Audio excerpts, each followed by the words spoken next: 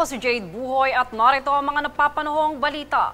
Itinias na ng Department of Health o DOH ang Code Blue Alert sa lahat ng pasilidad nito sa buong bansa. Ito ay bunsod ng malawakang pinsala dulot ng Bagyong Tino. Sa ilalim ng Code Blue Alert, nasa heightened alert status na ang buong DOH, kabilang ang kanilang regional offices at health facilities. Bukod dito, nakadeploy na rin ang karagdagang health personnel sa mga evacuation center at mga itinayong pansamantalang health facility sa mga apektado ng bagyo. Gayon din ang nakahandang gamot, medical supplies at mobile response teams upang umalalay sa lokal na pamahalaan.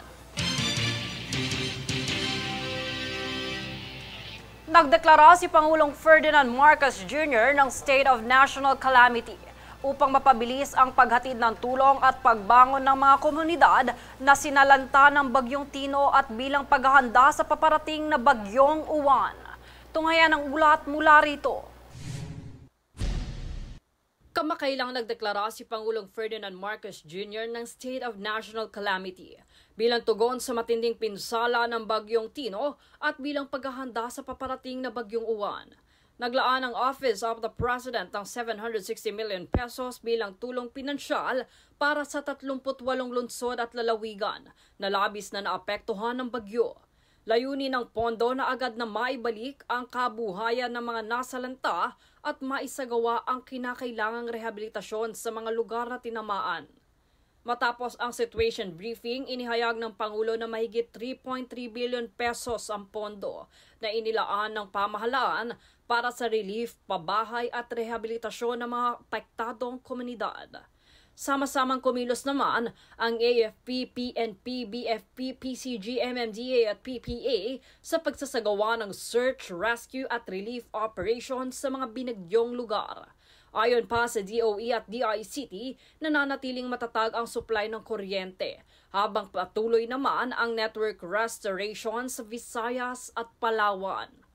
Patuloy namang nagbibigay ng pagkain, tubig at serbisyong medikal ang DOH, DSWD at LWUA, MMDA sa mga evacuation centers. Pinangunahan din ng Pangulo ang NDRRMC briefing hinggil sa pinsalang idinulot ni Tino sa Region 6, 7, 8, Mimaropa at Negros Island Region. Binigyan din pa ng Pangulo na tuloy-tuloy ang relief operation para sa mga apektado at pinaghahandaan din ng pamahalaan ang pagdating ngayong araw ni Bagyong Uwan na inaasahang tatama sa Central at Northern Luzon. Dahil dito ay naprubahan ng Pangulo ang rekomendasyon ng NDRRMC na magdeklara ng State of National Calamity upang mapabilis ang pag-access sa emergency funds at agarang paghahatid ng tulong sa mga biktima ng kalamidad. Jade Buhoy, nag-uulat para sa Golden Nation Network. Para sa mga miyembro ng Social Security System o SSS sa Cebu na naapektuhan ng Bagyong Tino, maaaring makapag-avail ng Calamity Loan Program simula November 6 hanggang December 5. Ito ang inanunsyo ng SSS kamakailan upang makapagbigay ng agarang tulong pinansyal sa mga apektadong manggagawa at kanilang pamilya. Sa ilalim ng naturang programa, maaaring makautang ng hanggang 20,000 pesos ang mga kwalipikadong miyembro na babayaran sa loob ng 2 taon o katumbas ng 24 na buwan na may 7% interest rate. Ang aplikasyon ay isasagawa online sa pamamagitan ng My.SSS facility at ang loan proceeds ay direktang ipapasok sa kani-kanilang disbursement account.